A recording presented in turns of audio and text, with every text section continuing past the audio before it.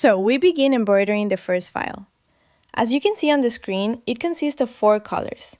The first color is the bunny's head. The second color is a placement line that we will use to connect the 2 parts of the design.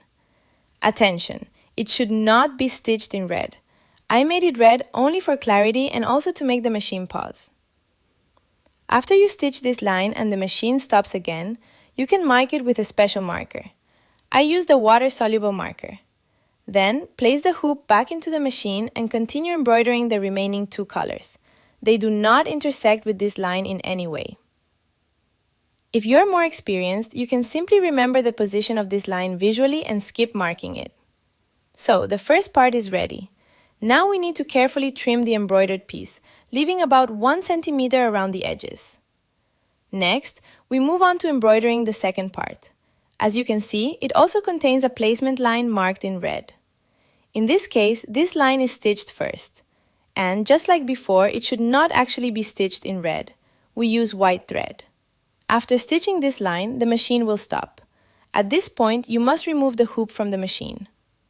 Now, we align the first embroidered piece along its placement line with the placement line stitched on the second piece. I secure the pieces with pins. I pierce along the line from top to bottom and add extra pins further along.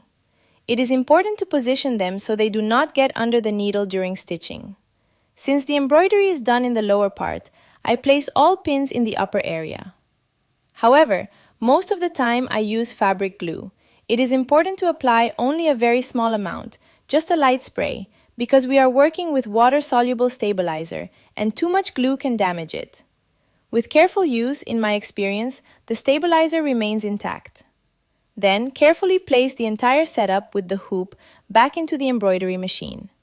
Continue embroidering as usual, without making any changes. Voila! Here is your result.